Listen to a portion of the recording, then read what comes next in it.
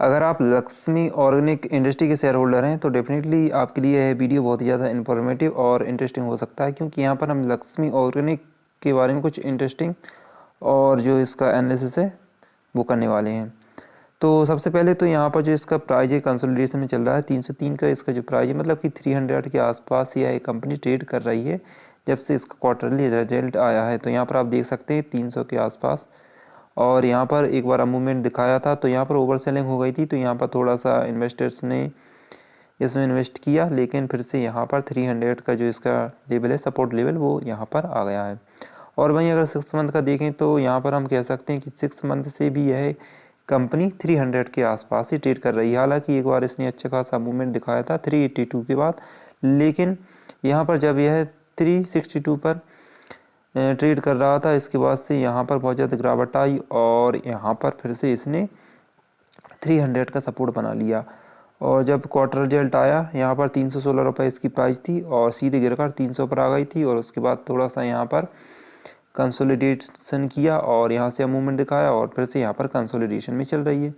तो यहाँ पर इसका सीधा सा मतलब यह है कि अगर आप इसमें अभी इन्वेस्टेड है, मतलब कि आपने पहले से इन्वेस्टमेंट कर रखा है, जैसे कि आपने अगर 1 ईयर पहले यहाँ पर इन्वेस्टमेंट किया होगा तो डेफिनेटली वह प्राइस 400 के ऊपर होगी, क्योंकि बहुत कम चांसेस हुए हैं कि यह शेयर 400 से नीचे आया हो। यहाँ पर एक ही बार हुआ है 400 से नीचे, और मोस्टली चांसेस हैं कि यहाँ पर 99% लोगों का जो इन्वेस्टमेंट है अगर उन्होंने 1 ईयर पहले के आसपास किया होगा तो यहाँ पर 400 का जो एवरेज है प्लस का उनका होगा। और इस समय इसका जो प्राइस है वो 300 रुपये के आसपास चल रहा है। तो यहाँ पर आपको पर शेयर लगभग 100 रुपीज़ का यहाँ पर माइनस में लॉस चल रहा है। तो अब इस कंपनी में करने क्या है, अगर इस कंपनी में देखें तो इसका सेल्स भी डाउन हो चुका है, इसका OPM जो ऑपरेटिंग प्रॉफिट मार्जिन है वो भी डाउन हो चुका है, और साथ ही साथ इसके जो प्रमोटर हैं उन्होंने भी होल्डिंग घटाई है। DIS ने सीधे अपनी होल्डिंग आधी कर दी है, वहीं FIS ने भी अपनी होल्डिंग आधी कर दी है। तो यहाँ पर हमें इस कंपनी के बारे में सभी माइनस पॉइंट देखने को मिल रहे हैं। अब यहाँ पर मैं जो डेटा है वो भी दिखा देता हूँ। तो दोस्तों आप यहाँ पर इसका जो रिजल्ट है सेल्स का यहाँ पर देख सकते हैं 8 से 80 करोड़ के आसपास था, जो कि 756 करोड़ हुआ जून 2022 में, और सितंबर 2022 में 652 करोड़। तो यहाँ पर सेल्स में बहुत ज़्यादा डाउन ग्रोथ देखने मिली है लास्ट 2 क्वार्टर में, यहाँ पर देख सकते हैं। और साथ ही साथ अब सेल्स तो ठीक है ऊपर नीचे होता है, लेकिन यहाँ पर जो इसका मार्जिन है OPM वो भी बहुत कम हो गया है, सीधे 13% से 4% पर आ गया है। तो किसी भी कंपनी की अगर सेल्स थोड़ा बहुत ऊपर हो तो वो भी चलता है, लेकिन यहाँ पर अगर मार्जिन ही कम हो जाए तो यहाँ पर बहुत ज़्यादा इसमें जो इसका नेट प्रॉफिट है उसमें डाउन ग्रोथ देखने को मिलती है। तो यहाँ पर देख सकते हैं इसी कारण जो नेट प्रॉफिट है 64 करोड़ था और यहाँ पर घटकर सिर्फ 8 करोड़ के आसपास रह गया है। तो यहाँ पर सेल्स भी डाउन हुई, OPM भी डाउन हुआ और उसी के चलते नेट प्रॉफिट भी डाउन हुआ। वहीं अगर प्रमोटर देखें तो प्रमोटर्स ने भी होल्डिंग हटाई है, FIS ने भी 0.60 से 0.45 और DIS ने 3.22 से 1.62। तो यहाँ पर सभी पॉइंट माइनस में देखने को मिल रहे हैं। हालांकि यह कंपनी एक जो केमिकल से रिलेटेड कंपनी है, एथाइल एसीटेट और एस्टिक एसिड का जो मेडिसिन हैं वो बनाती हैं। तो यहाँ पर हालांकि इसका जो लाइन है वो अच्छा है केमिकल इंडस्ट्री में, लेकिन इसकी जो ग्रोइंग है वो बहुत ज़्यादा कम है, क्योंकि यहाँ पर बहुत सारी कंपनियाँ हैं जो कि इसके मार्केट को खा रही हैं। तो यहाँ पर हम कह सकते हैं कि लक्ष्मी ऑर्गेनिक अभी फंडामेंटली बहुत ज़्यादा वीक कंपनी है अगर हम सभी नज़रिए से देखें तो, क्योंकि यहाँ पर इसका मार्केट कैप भी सिर्फ 8000 करोड़ के आसपास का, और इसने जो 52 वीक लो बनाया था वो 274 का है, और वहीं अगर हाई की देखें तो यहाँ पर 502 इसका 52 वीक हाई है। बुक वैल्यू सिर्फ 51 रुपये की है, और वहीं ROCE और ROE जो रिटर्न ऑन इक्विटी होता है वो 21% का है। फेस वैल्यू 2 रुपये है। तो यहाँ पर सिर्फ ROCE और ROE बेटर है, बाकी सभी पॉइंट अभी माइनस में देखने को मिल रहे हैं। तो अगर आप इस कंपनी के शेयर होल्डर हैं तो आपको बहुत ज़्यादा लॉन्ग टर्म के लिए वेट करना होगा, क्योंकि यहाँ पर जब तक 2 क्वार्टर रिजल्ट इसके बेटर नहीं आ जाते तब तक इसमें हमें ग्रोथ देखने को नहीं मिल सकती, क्योंकि अभी इसकी जो सेल्स है वो 650 करोड़ के आसपास रह गई है, यह जब तक 1000 करोड़ के आसपास नहीं होगी तब तक इस शेयर में हमें अच्छा खासा मूवमेंट देखने को नहीं मिलेगा,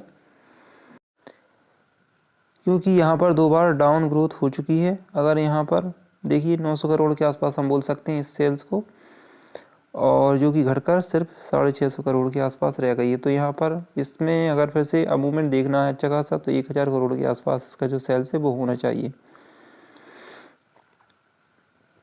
क्योंकि यह एक मिड कैप कंपनी है और कोई भी इन्वेस्टर इसमें जब ही इन्वेस्ट कर पाएगा जब यह अपने परफॉर्मेंस को इम्प्रूव करेगी।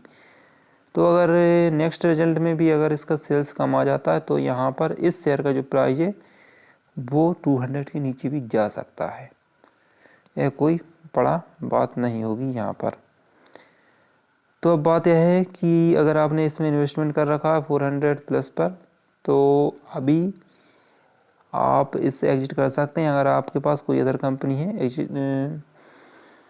इन्वेस्ट करने के लिए। और अगर आप न्यू इन्वेस्टमेंट के लिए सोच रहे हैं तो आपको आई थिंक इसमें इन्वेस्टमेंट नहीं करना चाहिए, हालांकि अपना एनालिसिस भी करें और उसी के बाद इन्वेस्टमेंट करें, क्योंकि यहाँ पर सभी जो पॉइंट हैं वो इस कंपनी के वीक नज़र आ रहे हैं।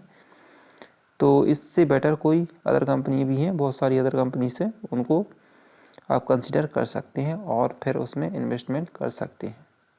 और यहाँ पर इस कंपनी का अगर एक और पैरामीटर देखें जैसे कि जो टोटल असेट्स हैं तो उसमें भी थोड़ा बहुत हमें डाउन ग्रोथ देखने को मिली। 2265 करोड़ से यहाँ पर 2154 करोड़ रुपए इसका जो असेट्स है वो रह चुका है।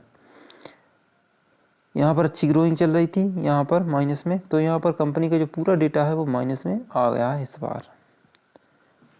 तो आप एनालिसिस कर लें इस कंपनी को अपने लेवल पर और इससे एग्जिट करना है या फिर इसमें इन्वेस्टमेंट करना है, आप उस आधार पर अपना डिसीजन ले सकते हैं। तो चलिए अब इस कंपनी के बारे में जान लेने के बाद अब हम एक ऐसी कंपनी के बारे में जानते हैं जो कि अच्छा खासा स्प्लिट दे रही है।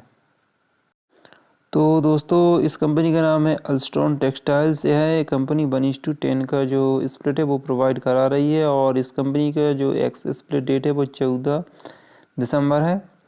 अगर आप इस कंपनी में इन्वेस्टमेंट करते हैं तो यहाँ पर आपको 1:10 का जो स्प्लिट है वो दिया जाएगा और साथ ही इसका जो एक्स स्प्लिट डेट है वो 14 दिसंबर 2022 है।